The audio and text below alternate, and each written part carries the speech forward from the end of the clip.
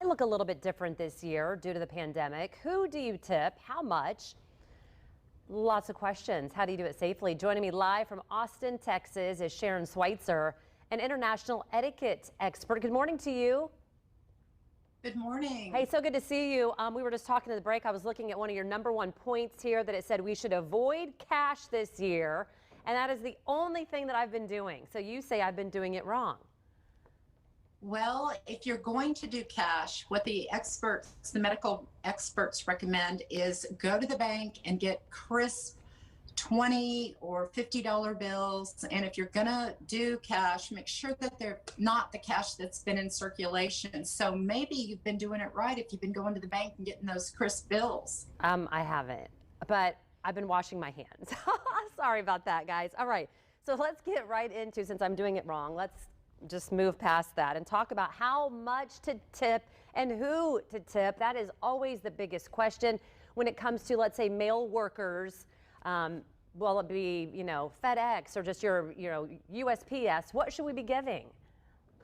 Well, many of those groups are limited. There are some federal regulations that limit U.S. Postal Service workers from receiving anything.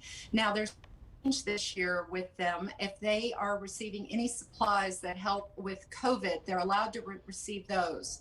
So they can only receive things that are limited to a $50 cap per year. Okay. And what they recommend is that you give it to them in increments of $20. But remember, it's limited to COVID supplies. One of the best things you can do is give a gift basket, a prepared basket. So that means something from retail. One of the other things the experts are recommending this year is, as much as we like to make home baked goods, they're recommending during a pandemic we don't do that. So we may like to do check kolache or bake bread or things like that that are just wonderful during a normal year. But this year and possibly next year, they're not do those things. We should buy prepared baskets and give it to the delivery driver or Uber Eats or Amazon or whoever it is that does those deliveries for us, the UPS. Especially if you don't really know those folks. I don't think anybody wants to eat something that, from someone they didn't get to watch you make it. Let's dive into when it comes to meal delivery. Are you still there? When it comes to meal delivery? Yes. Yes, I'm still here. When it comes to meal delivery, one of the things that you can do when it comes to meal delivery is you can do a handwritten note. You can also tip in a cashless app. So let's say you're getting a meal delivery from a restaurant. You can increase the tip in the cashless app if you're in a financial position to do so. Many people are not in that position because of the pandemic and because of a loss of employment. The other thing you can do is give them a heartfelt thank you. You can write some notes, have them at your front door, and put a little note at the front of the envelope and say, this is my handwritten note to you as a thank you, showing my gratitude this time of year to thank you, especially for the hard work you've done. Now moving on, I'm set to get my nails done today, and I need to know how much to tip. And what about my hairstylist?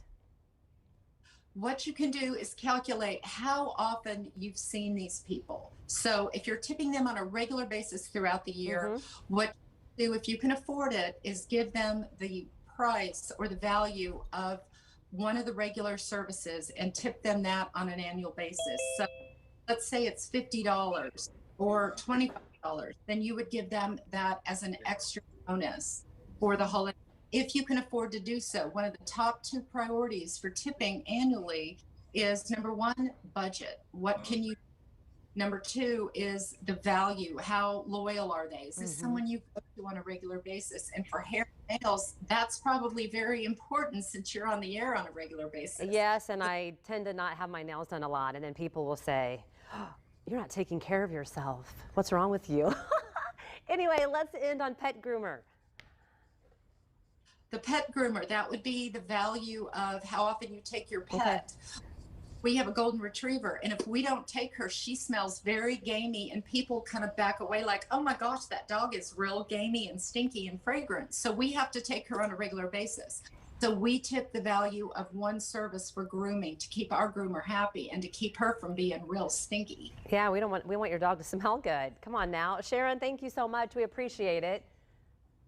Happy holidays to you, everyone at this station, and all your viewers. Sounds good. If you would like more information, fox59.com/links. All I can hear in my ear is, you're doing it wrong.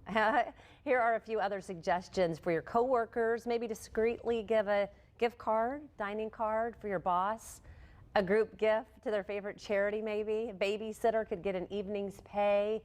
Your newspaper delivery person, if you still have one, between $10 and $35. By the way, business ethics prevent holiday tipping to people like doctors, dentists, nurses, landlords, police officers, and a vet.